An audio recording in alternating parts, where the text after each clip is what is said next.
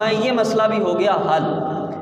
اگلا مسئلہ یہ ہے کہ ہمارے عقیدت والے حضرات ہیں، محبت والے حضرات ہیں، یہ کہتے ہیں مشکل آ جائے تو کہتے ہیں یا علی مدد، یا غوث اعظم دستگیر المدد، یا پیران پیر، اپنے اپنے پیر داتا صاحب کو کوئی پکارتا ہے، کوئی بابا فرید کو پکارتا ہے، کوئی غوث اعظم کو، کوئی خواجہ معین الدین چشتی کو۔ اب جب یہ ہمارے سنی حضرات یہ کہتی ہیں تو یہاں پر بھی ایک فتویٰ لگ جاتا ہے کہ یہ شرک ہو گیا، شرک ہو گیا، اللہ کے علاوہ کسی سے مدد طلب کی، یہ شرک ہو گیا۔ آؤ اس پر بھی قرآن و حدیث سے، اور وہ کہتے ہیں کہ غیر اللہ سے مدد طلب کرنا یہ بالکل ناجائز ہے۔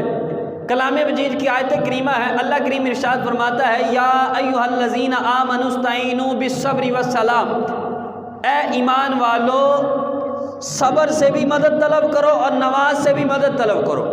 اب آپ سے سوال ہے کہ صبر کیا خدا ہے؟ صبر خدا نہیں ہے، نماز خدا نہیں ہے۔ اب اللہ کلام مجید میں خود حکم دے رہا ہے کہ صبر سے بھی مدد طلب کرنی ہے، نماز سے بھی مدد طلب کرنی ہے، تو پتہ چلتا ہے کہ غیر اللہ سے مدد طلب کرنا یہ ناجائز نہیں ہے بلکہ بالکل جائز ہے۔ اب حدیث مبارکہ ہم کہتے ہیں، اور زیادہ اعتراض یہ کیا جاتا ہے کہ اب تو وہ قبروں میں چلے گئے، اب ان سے مدد طلب کرنا یہ جائز نہیں ہے، اب تو وہ قبروں میں چلے گئے۔ آؤ اس پر بھی حدیث مبارکہ سماعت کریں۔ ترمذی شریف کی حدیث مبارکہ ہے، حضرت عبداللہ بن عباس رضی اللہ تعالی عنہما روایت کرتے ہیں کہ حضور علیہ الصلوۃ والسلام کے صحابہ نے ایک جگہ خیمہ نصب کیا۔ اب جب یہاں خیمہ نصب کیا، حضور کے صحابہ نے وہاں پڑاؤ کیا، اب معلوم نہیں تھا کہ یہاں قبر ہے۔ اب تھوڑا عرصہ گزرا، تھوڑا سا وقت گزرا تو زمین سے سورت ملک کی تلاوت کی آواز آئی، تبارک الذی بیدہ الملک الذی خلق الموت والحیات لیبلوکم ایکم احسن عملا۔ صحابی کہتے ہیں کہ ہم نے پوری سورت ملک کی تلاوت سنی۔ اب یہ صحابی رسول حضور نبی رحمت شفیع امت صلی اللہ علیہ وسلم کی بارگاہ میں حاضر ہوئے، عرض کی یا رسول اللہ صلی اللہ علیہ وسلم یہ معاملہ پیش آیا، میں نے خیمہ نصب کیا، مجھے معلوم نہیں تھا کہ یہاں قبر ہے۔ حضور میں نے قبر سے سورت ملک کی تلاوت کی آواز سنی اور مکمل سورت ملک کی تلاوت ہوئی۔ اب حضور علیہ الصلوۃ والسلام نے فرمایا کہ یہ سورت مانے ہے، یہ سورت عذاب کو روکنے والی ہے، یہ سورت نجات دینے والی ہے۔ یعنی جو بندہ دنیا میں سورہ ملک کی تلاوت کرتا ہے رات کو سونے سے پہلے، جب یہ بندہ فوت ہو جاتا ہے، قبر میں چلا جاتا ہے، اگر گناہوں کی وجہ سے اس کے پاس عذاب آئے بھی صحیح تو یہ سورت عذاب کو دور کر دیتی ہے، اللہ کی بارگاہ میں سفارش کرتی ہے، اللہ قرآن کی اس سورت کی سفارش کی وجہ سے اس بندے کی بخشش فرما دیتا ہے۔ اب غور کرنا، یہ حدیث مبارکہ ہو گئی ختم۔ اب اس حدیث مبارکہ سے پتہ چلتا ہے کہ ایک آدمی دنیا میں سورت ملک کی تلاوت کرتا رہا تو وہ آدمی دنیا سے جانے کے بعد بھی جو دنیا میں کام کرتا رہا ہے وہ بعد میں بھی کر سکتا ہے۔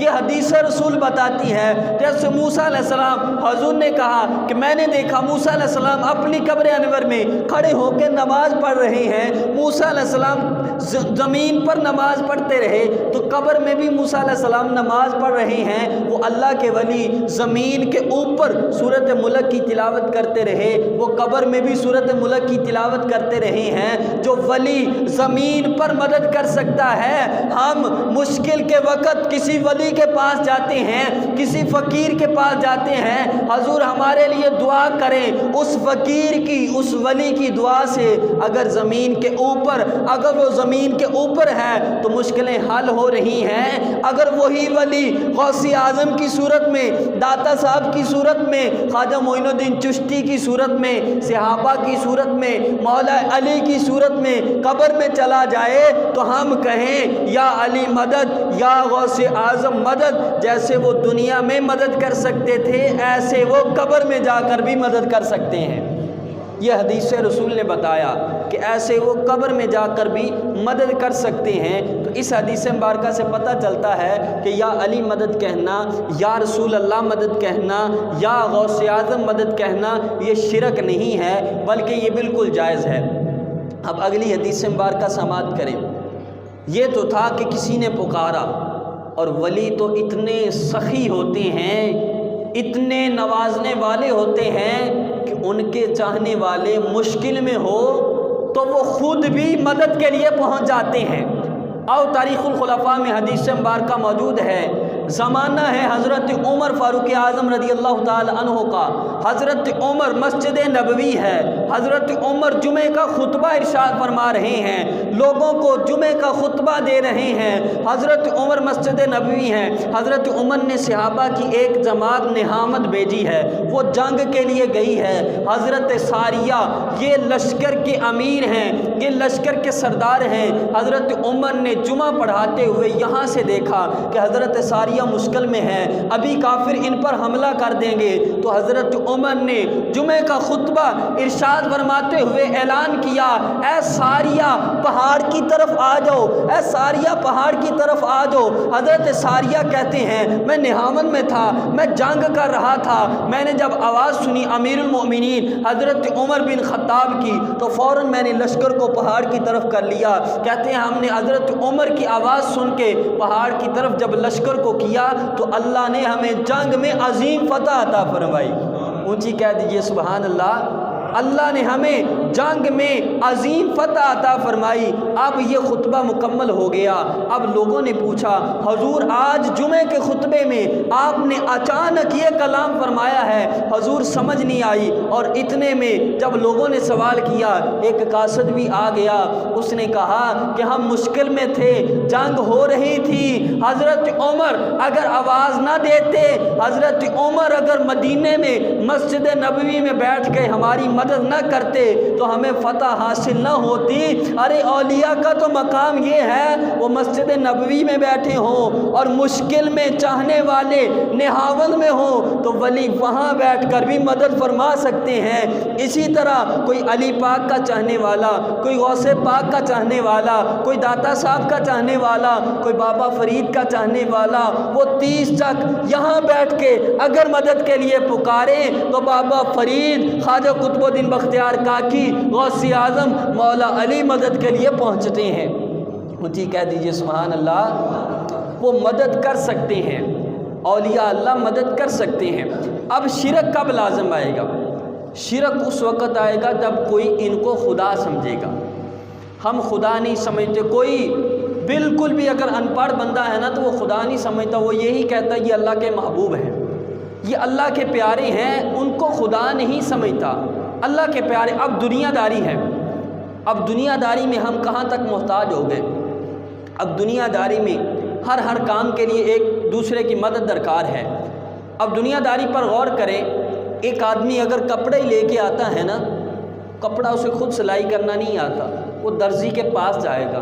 اب درزی سے مدد لی کپڑا سلائی کروانے کے لیے، جوتا خراب ہو گیا، ٹوٹ گیا، اب جوتا سلائی کروانے کے لیے کسی دوسرے کی مدد کی لوٹ پئی، کسی دوسرے کی مدد کا ہوا سہارا۔ اب جوتا سلائی کروانے کے لیے کسی کی مدد کا سہارا ہوا۔ اب جوتے کے بعد دنیا داری کا کوئی بھی کام دیکھ لیں، اس کے علاوہ اس سے ہٹ کر کوئی بھی کام دیکھ لیں۔ اب آپ ہیں، آپ کو کوئی کام پڑ گیا ہسپتال میں، اب ہمارے ہاں تو وہاں بھی سفارش چلتی ہے، کسی دوسرے کی مدد کی ضرورت پڑ گئی، تھانے میں کسی دوسرے کی مدد کی ضرورت پڑ گئی۔ اب کوئی بھی موقع دیکھ لیں کسی دوسرے کی مدد کی ضرورت پڑتی ہے، آپ نے فصل لگانی ہے، اب فصل لگانے کے وقت آپ کو کسی دوسرے کی ضرورت پڑے گی کہ آؤ ہماری فصل میں ہل چلا دو۔ ہر موقع پر بندہ دوسرے کی مدد کا یہ محتاج ہے، تو زمانہ چلتا ہی ایک دوسرے کی مدد کے ساتھ ہے۔ یہ کہہ دینا کہ کسی سے مدد مانگنا یہ شرک ہے تو پھر شرک کے فتوے سے کوئی بھی نہیں بچے گا، پھر سارا جہان ہی شرک کے فتوے میں آ جائے گا، پھر سارا جہان مشرک ہو جائے گا، مومن رہ کون جائے گا؟ مسلمان تو بچے گا کوئی نہیں۔ تو لہٰذا پتہ یہی چلے گا کہ جو ہم اہل سنت والے درس دیتے ہیں عقیدہ اصل یہی عقیدہ ہے کہ ولی مدد کرتے ہیں، ہم ان سے مدد مانگتے ہیں، خدا سمجھ کے نہیں، خدا کا پیارا سمجھ کے مدد مانگتے ہیں۔ اور ایک حدیث مبارکہ آپ نے پہلے بھی سماعت کی ہے، اور یہ صرف یہ حدیث مبارکہ آپ یاد کر کے چلے جائیں تو یہ سارے مسئلے حل ہو جائیں گے۔ حدیث مبارکہ پہلے بھی سماعت کی آپ نے، لیکن موضوع ہے یہ تو میں بیان کر دیتا ہوں، آپ یہ یاد کر کے لے جائیں، سارے مسئلے اسی حدیث میں آ جائیں گے۔ بخاری شریف کی حدیث مبارکہ ہے، حضور فرماتے ہیں جب بندہ ولی اللہ کا عبادت کر کر کے اس مقام پر فائز ہو جاتا ہے، نفل پڑھ کے عبادت کر کر کے، کہ اللہ فرماتا ہے میں اس کے ہاتھ بن گیا ہوں جس کے ساتھ وہ پکڑتا ہے، میں اس کی آنکھیں بن گیا ہوں جس کے ساتھ وہ دیکھتا ہے، میں اس کے پاؤں بن گیا ہوں جس کے ساتھ وہ چلتا ہے۔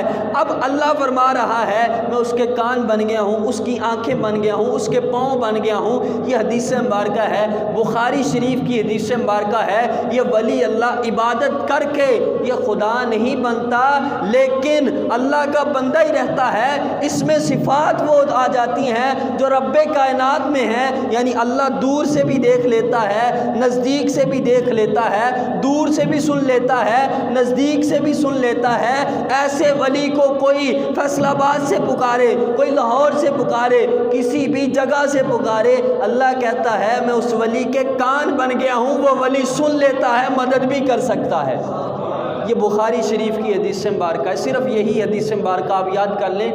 کوئی بھی ولی اللہ کے بارے میں اعتراض کرتا ہے کہ وہ سنتے نہیں ہیں، وہ تو لاہور بیٹھے ہیں، آپ 30 چک میں بیٹھے ہیں، تو یہ حدیث مبارکہ آپ پیش کریں۔